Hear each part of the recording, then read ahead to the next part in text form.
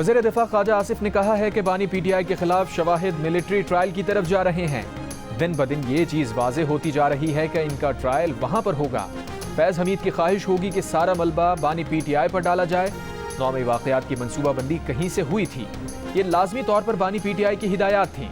वज़ीर दिफा ने कहा, एक गम बानी पीटीआई को अपना इक़्तिदार छिन जाने का था तो दूसरा गम जनरल फैज़ को भी था। वो आर्मी चीफ बनना चाहते थे। इस सिलसिले में उन्होंने पाकिस्तान मुस्लिम लीग नून की क़यादत से भी राबता किया। यकीन दहाने अभी कराई कि अगर आप उन्हें आर्मी चीफ बनाने की हिमायत करेंगे तो वफादारी के साथ निभाएंगे। उन्होंने कुछ जमानतें भी दी।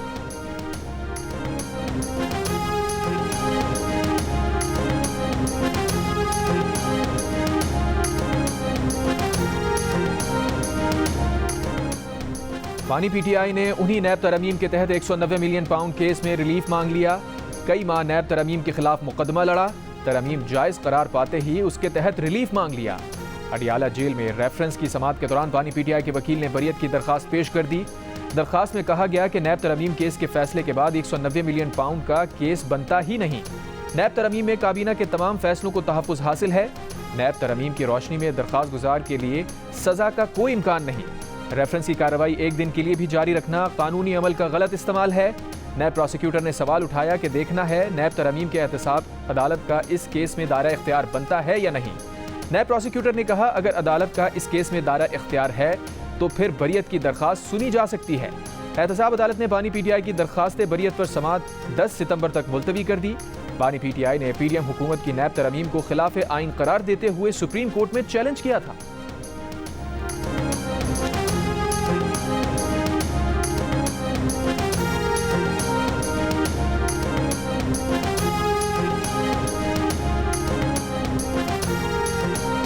मौलाना फजलुर रहमान ने कहा है कि 2018 का इलेक्शन और 2024 के इलेक्शन के नतायज धांधली ज़दा हैं।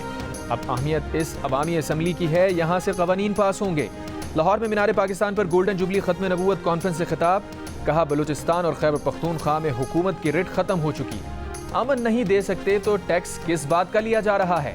बड़े लोगों ने कहा, इसराइल को तस्लीम कर लेना चाहिए। आलमी बरादरी को पैगाम देना चाहता हूँ, इसराइल का वजूद तस्लीम नहीं किया जा सकता। नायब अमीर जमात इस्लामी लियाकत बलोच ने कहा, मुल्क में इस्लामी निज़ाम आना चाहिए, जमहूर को हक मिलना चाहिए। मौलाना हफीज़ जालंधरी ने कहा, खिताब में इज्तिमा दलील है कि उलमा इत्तेहाद उम्मत के दाई हैं। जलसे से मौलाना अब्दुल खबीर आज़ाद समेत दीगर उलमा कराम ने भी खिताब किया। मुबारक सानी केस का तफसीली फैसला जल्द जारी करने पर जोर।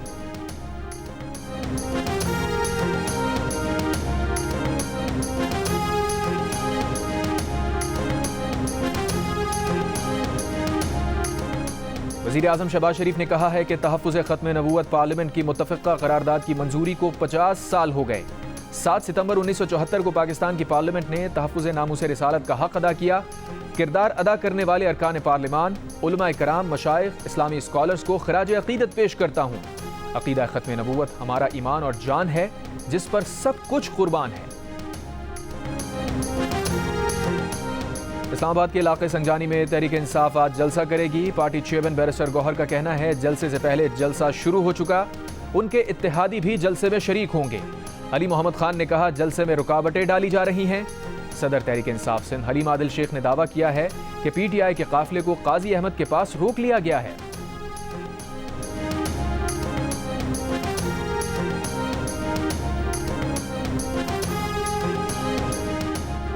डीसी इस्लामाबाद इरफान मेमन ने कहा है कि कानून की खिलाफ वर्जी हुई तो जलसे का इजाजतनामा मनसूख कर दिया जाएगा। कोई खिलाफ वर्जी की गई तो इजाजत मनसूख कर दी जाएगी। जलसे की रूट की खिलाफ वर्जी की गई तो भी एक्शन लिया जाएगा। जलसे का वक्त 4 से 7 बजे तक होगा। जलसा दिए गए वक्त के मुताबिक खत्म करना होगा। अगर किसी रूल की खिलाफ वर्जी की गई तो उनके खिलाफ एक्शन होगा। कोई भी पाकिस्तान और रियासत मुखालिफ नारा नहीं लगेगा।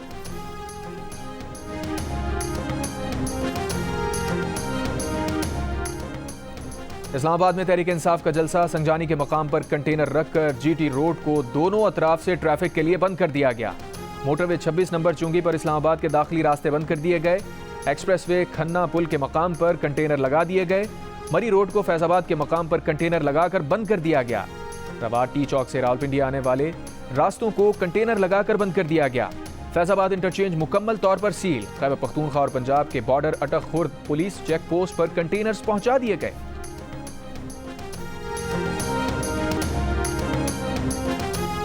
पीटीआई के जलसे के लिए रेस्क्यू 1122 की एम्बुलेंस और फायर व्हीकल्स तैयार। गाड़ियों पर लिखे अल्फाज रेस्क्यू 1122 को सफेद स्टिकर लगाकर छुपा दिया गया। रेस्क्यू हुकाम के मुताबिक स्टिकर्स लगाना कोई अहम बात नहीं। पीटीआई के जलसे में रेस्क्यू की गाड़ियां इमरजेंसी में इस्तेमाल की जाएंगी। सदर आसिफ जरदारी ने इस्लामाबाद में जलसे जुलूस रेगुलेट करने से मुताल्लिक बिल पर दस्तखत कर दिए। बिल कानून बन गया, फौरी तौर पर नाफिजुल अमल होगा।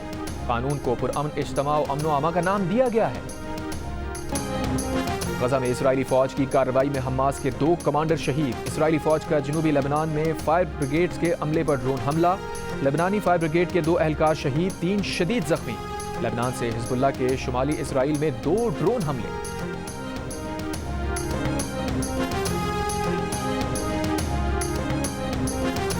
गजा में इजरायली हमलों को 11 माह हो गए। इजरायली फौज अब तक 41,000 फलस्तीनियों को शहीद कर चुकी। 1 लाख के करीब फलस्तीनी जख्मी, 90% से ज्यादा फलस्तीनी बेघर हो गए। अमरीका समेत तमाम ताकतवर ममालिक और आलमी इदारे 11 माह बाद भी गजा में इजरायली हमले रुकवाने में नाकाम। अमरीकी इंटेलिजेंस एजेंसी CIA के सरबराह विलियम बंस का कहना है, गजा जंगबंदी की मजीद जामे तजावीज़ कुछ दिनों में पेश करेंगे। गिरकमालियों के अहल खाना का तलबीब में नेतन्याहू के खिलाफ नए मुजाहिरों का ऐलान।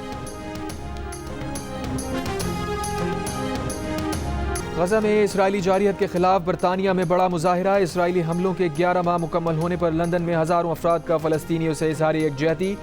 फलस्तीनी परचम उठाए मुजाहिरीन का सड़कों पर मार्च। इसराइल को हथियारों की फराहमी रोकने और गजा पर इजरायली हमले बंद करने का मुतालबा। स्वीडन के दारुल हुकूमत स्टॉकहोम में भी एहतजाज। मुजाहिरीन का गजा में इजराइल के जंगी जराइम रुकवाने का मुतालबा। एशिया में रवां साल का सबसे ताकतवर तूफान यागी चीन के बाद वियतनाम से टकरा गया। वियतनाम के शुमाली इलाकों में तूफानी हवाओं से घरों की छतें उड़ गईं। मुख्तलिफ हादसात में 4 अफराद हलाक, 12 लापता, 78 जख्मी। इससे पहले चीन में तूफान के बायस बिजली गिरने, शदीद बारिश और 145 मील फी घंटा रफ्तार की हवाओं से दरख्त जड़ से उखड़ गए। 2 अफराद हलाक, 92 जख्मी हुए। 8 लाख अफराद को बिजली की फराहमी मुनक़ता हो गई। तूफान यागी चीन के सूबे हेनान से टकराया था।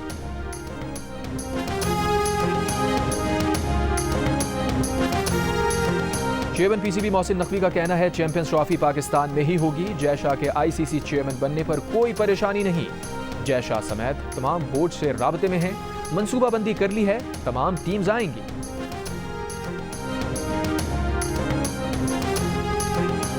पाकिस्तान क्रिकेट बोर्ड के चेयरमैन मोहसिन नकवी का कहना है कि पाकिस्तान टीम के कप्तानों का फैसला कोचेज और सेलेक्टर्स करेंगे। पाकिस्तान और इंग्लैंड के दरमियान अक्टूबर में होने वाली सीरीज का कोई मैच बाहर नहीं होगा। तमाम मैचेस पाकिस्तान में ही होंगे।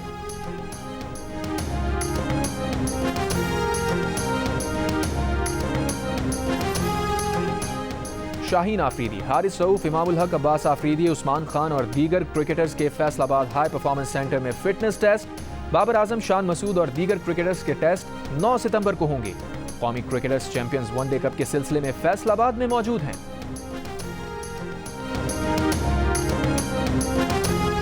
एशियन हॉकी चैंपियंस ट्रॉफी आज से चीन में शुरू होगी। पाकिस्तान आज मलेशिया के मद्दे मुकाबिल होगा। इवेंट 6 ममालिक की टीम्स शिरकत कर रही हैं।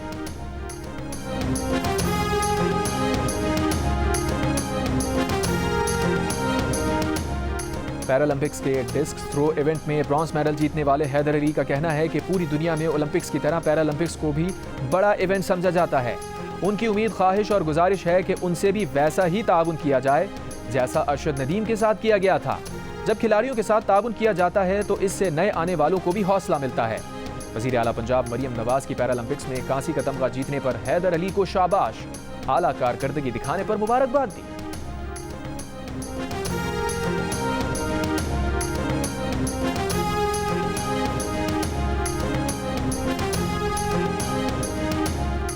पाकिस्तानी निजात ज़ियाबतीस बॉक्सर मोहम्मद अली की मुसलसल 12वीं फाइट में कामयाबी। पाकिस्तानी निजात बरतानवी बॉक्सर मोहम्मद अली ने मैनचेस्टर में हुई फाइट भी अपने नाम कर ली।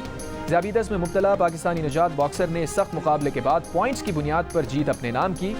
कहा, ज़ियाबतीस और जहनी अमराज में मुब्तला अफराद के लिए अपनी खिदमात देना चाहता हूँ। और बर्रे सगीर की नामवर गुलकारा आशा भोसले 91 बरस की हो गईं।